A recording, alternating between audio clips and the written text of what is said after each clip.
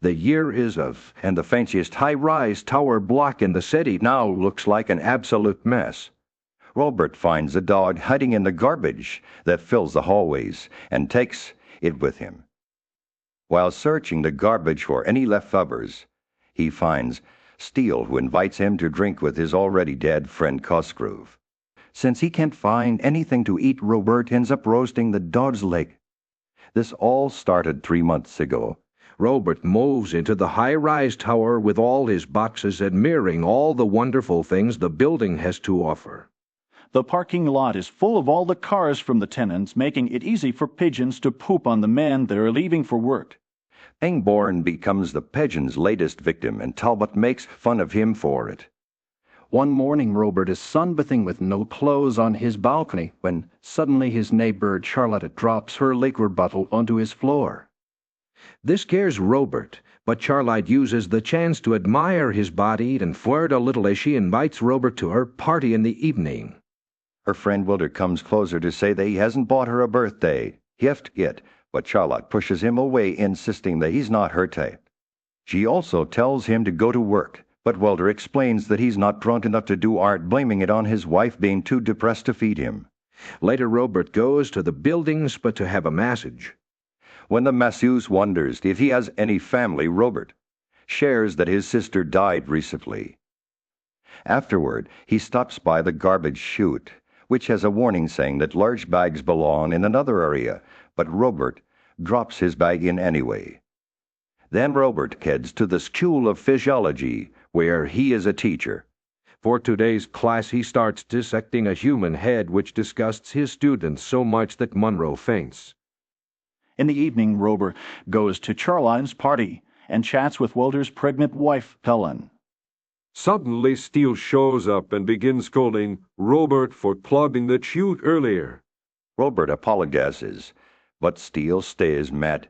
To get him off their backs, Helen points out that Steele's wife is going into the bathroom with Cosgrove, so Steele rushes to intervene. Afterward, Helen watches her husband flirt with Charlotte, which makes Robert feel awkward, but Helen just ends up excusing herself.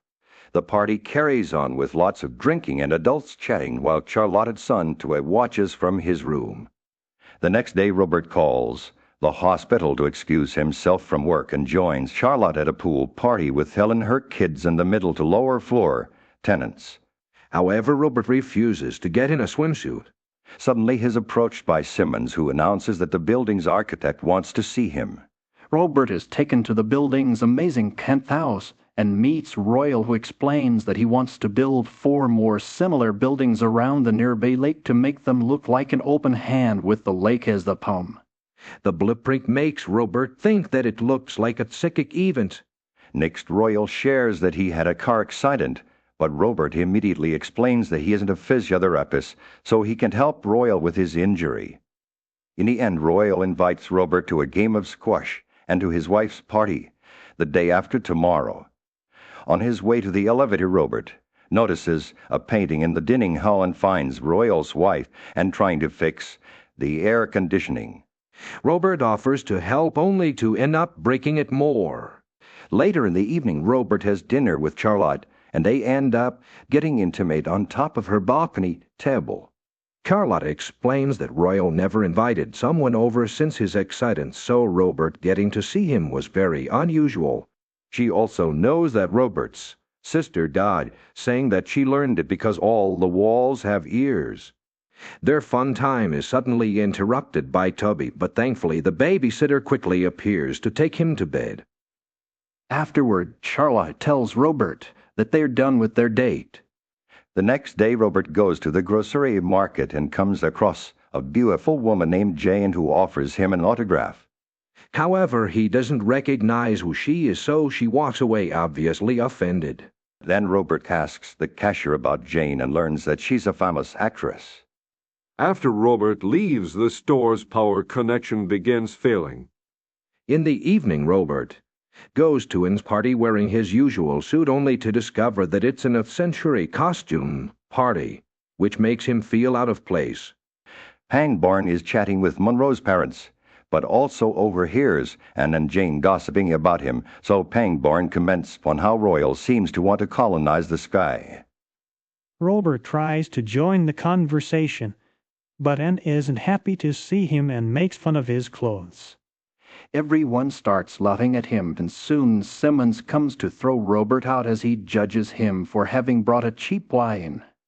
The elevator begins going down only to suddenly stop when the power goes out. Robert tries to use the controls, but ends up breaking them instead. So he just drops on the floor to wait to be rescued. The next day during their squash game, Royal asks Robert for the full story of the incident and apologizes as he explains that the building is still settling, so it still has some flaws. Robert has heard a rumor saying that floors 1 to 12 lost their power for several hours, but Royal pays. It no mind. Instead, Royal asks Robert about his relationship with Charlotte, but when his rude comments made Robert angry, he quickly changes the subject to share a theory that tenants have forced themselves into strict categories and hide behind luxuries. When Robert points out that Royal designed the building that way by keeping the upper class and the lower class residents separated, Royal defends his plan by saying that he designed the building to become a path to change, but he does admit that he must have missed something. Sometime later, the lower floor. Tenants complain about the lack of power, and when the caretaker says it's their fault for overloading the system, Wilder reminds him that they bought better conditions than this. However, the caretaker counterattacks by reminding Wilder that he is behind payments, so he isn't in a position to demand anything. Afterward, while Wilder is heavy as smoke, Robert tries to explain that it's pointless to get Royal's attention over their situation, and even admits he pities the old man, which Wilder finds ridiculous. Meanwhile, Helen is stuck at home with the children, and when the news reports a prison riot, she switches the channel to prevent her kids from seeing it. At the medical school, Robert receives Monroe's medical reports revealing that he's in perfect health. However, since Robert thinks his student is too arrogant, he decides to teach him a lesson and tells him he has a brain tumor, which leaves Monroe speechless. Some days later, Wilder throws a huge party full of very loud kids as a way to protest against the building's inequality. He also thinks that the only reason someone from the middle-class floors like Robert has befriended them is to keep the lower tenants quiet. When Helen mentions that their kids were banned from the pool for being too noisy, Wilder gets furious and gathers the children to take them to the pool anyway, where they crash a party thrown by the upper class. Meanwhile, Tubby and Robert share stories about their families. Robert says that he hadn't been the kind of son his father could be proud of, while Tubby reveals that his birth father actually lives on the upper floors. Then Robert tries to take Toby home, but since the elevators aren't working, they decide to take the stairs. There they bump into Simmons, who calls Robert a social climber. Suddenly the power goes out in the entire building, including Royal's penthouse. The upper class tenants decide to leave the pool, but first they make sure to threaten Wilder's care. Monroe has trouble making his way back to his apartment and ends up finding the upper-class tenants gathered around the broken elevator. He drunkenly bangs on the controls, but it's pointless.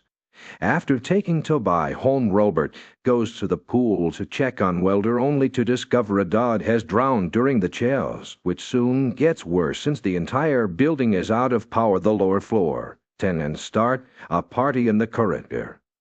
Wilder joins the party and tries to hit on a drunk woman, but her husband quickly takes her away, which angers Wilder and causes him to beat the man up. Talbot and Charlotte discuss if they should stop him and decide it's better to stay away from it. It's Robert who ends up trying to stop the fight, only to get hit in the face.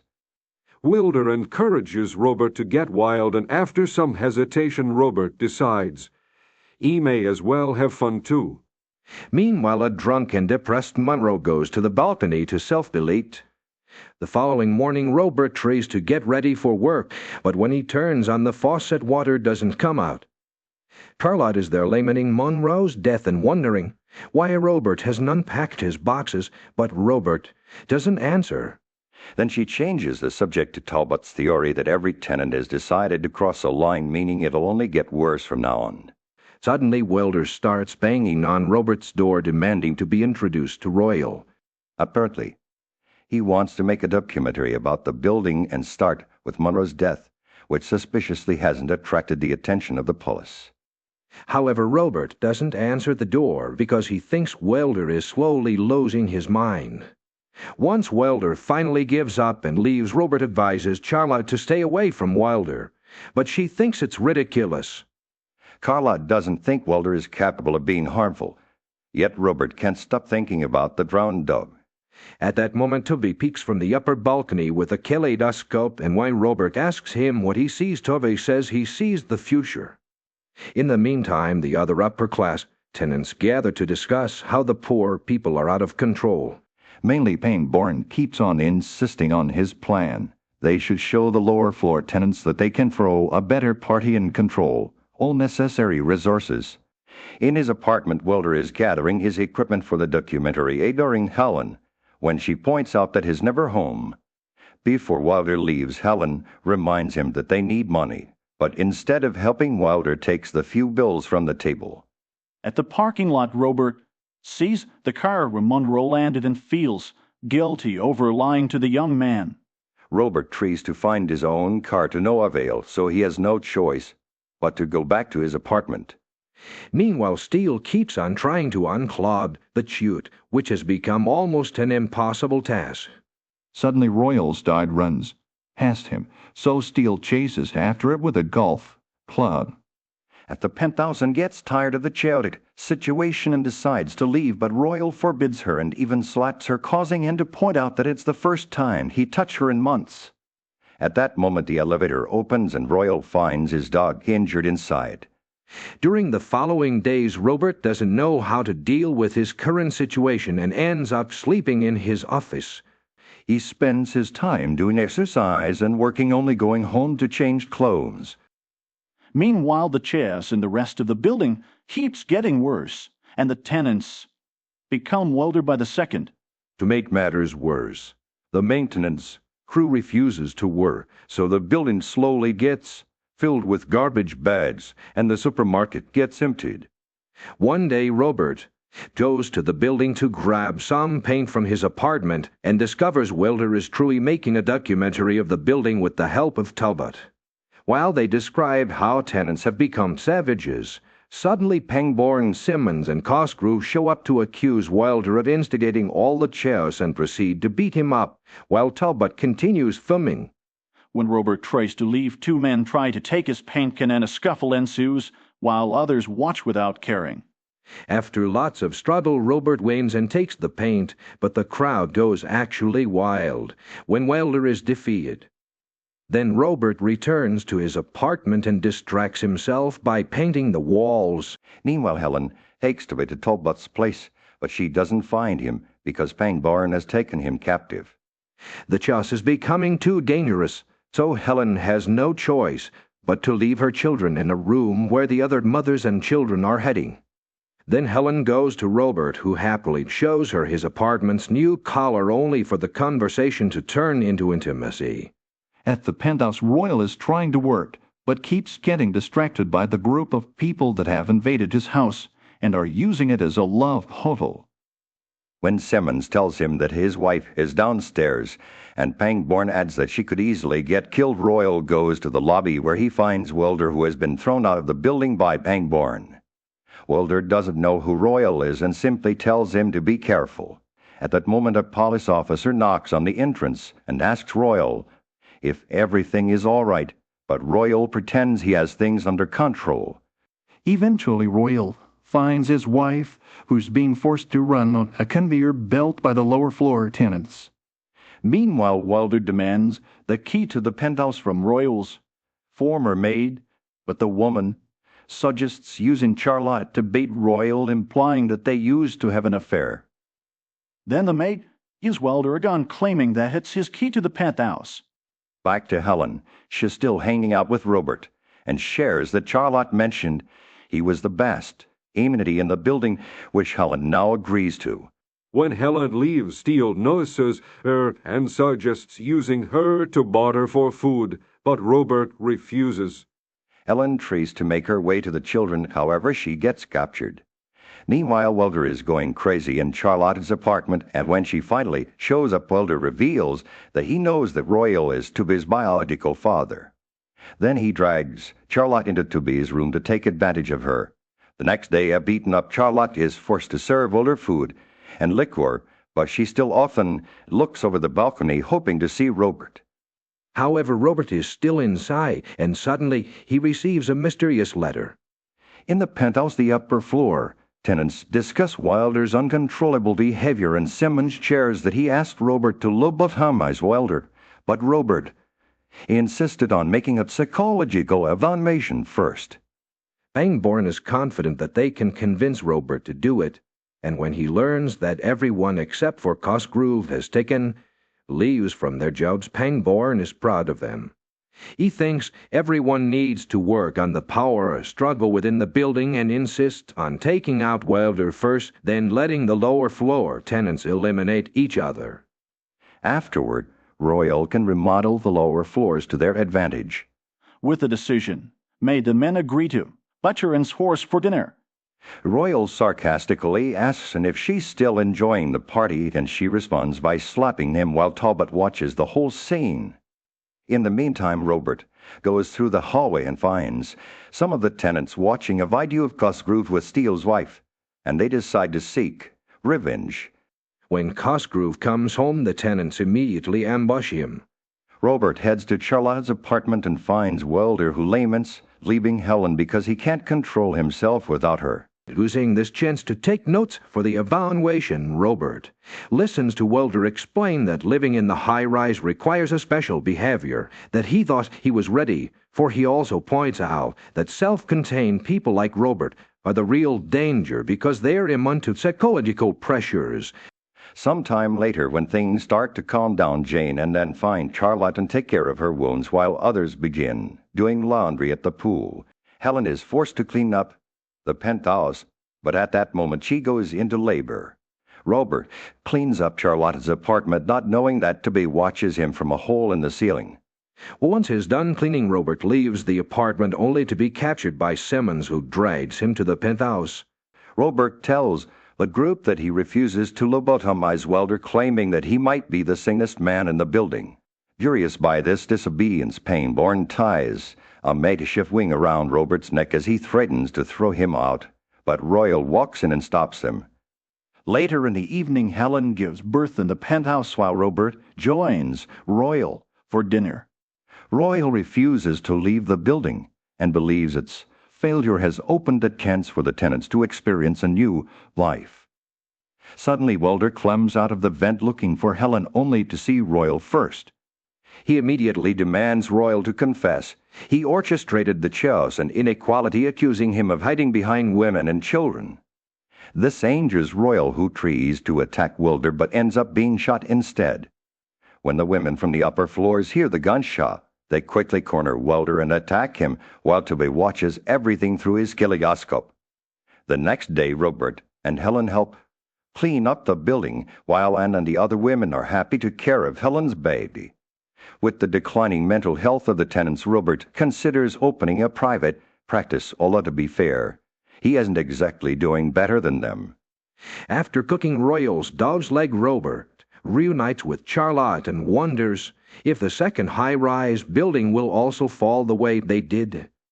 Charlotte asks him who he was talking to, and Robert answers that he was talking to the building. Outside, Toby has created a radio tower where he listens to a recording of Margaret Thatcher declaring that there will never be political freedom as long as there is state capitalism.